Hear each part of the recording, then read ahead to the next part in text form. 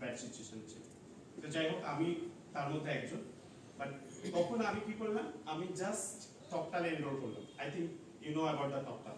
টকটাল হচ্ছে আরেকটা ইউএস এর কোম্পানি যারা রিমোটলি কন্ট্রাকচুয়াল জব অফার করে।